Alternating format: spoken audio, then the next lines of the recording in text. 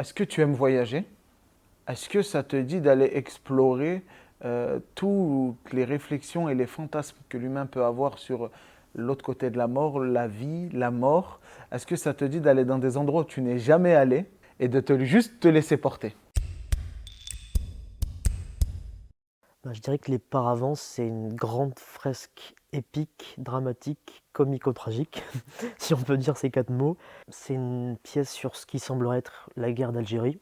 On la nomme jamais, mais on comprend que voilà, c'est le terreau de cette histoire. Alors la pièce, pour moi, c'est la création d'un lien, un échange entre les morts et les vivants, je dirais.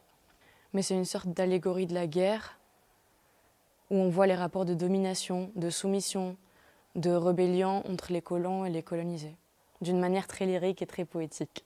C'est l'histoire de la famille des Orties, Saïd, Leïla, sa femme, et la mère, qui vont traverser une période et un moment de l'Algérie et un temps de l'Algérie, et qui, de par leurs actes, vont influer de manière directe, indirecte, consciente, inconsciente sur des événements plus grands qui se passent en Algérie, à savoir l'abandon d'un ancien temps et l'arrivée dans une nouvelle ère.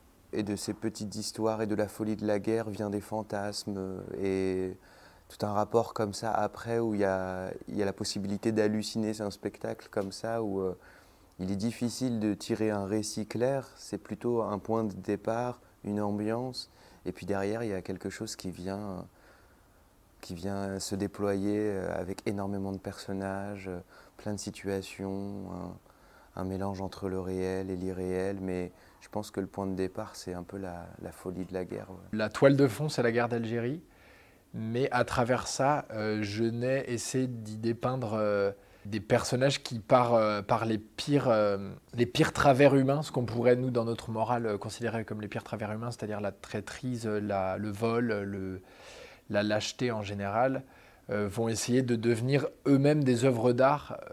En passant dans la mort, en fait, vont devenir des figures qu'ils auraient rêvé d'être pendant leur vivant, quoi. Il n'est pas question que de l'horreur de cette guerre. Il se trouve que la guerre révèle le dénuement, la misère, dans ce qu'ils ont de plus violent, de plus brutal. Et qu'en sublimant ces atrocités-là,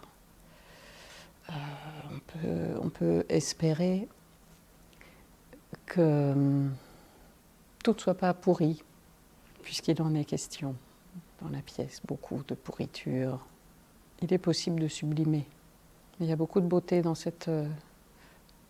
travail sur la violence. Jean Genet a été abandonné par sa mère et que beaucoup de choses dans son œuvre, dans ses pièces et surtout dans ses romans interrogent la place de cette mère fantasmée qui n'a pas été connue et dont il parle, qu'il rêve un peu comme une sorte de mendiante sublime, quelqu'un de dévasté et qui l'aiderait à...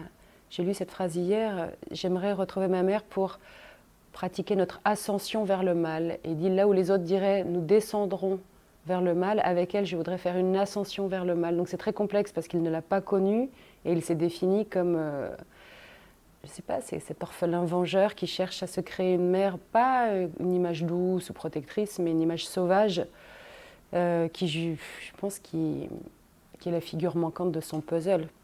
Sous un prétexte historique, Genet va raconter à quel point l'homme est capable de sacrifier la dimension poétique de son existence, et c'est là qu'il risque le plus. J'ai l'impression que c'est une déclaration d'amour quelque part. Ouais, je dirais que c'est ça.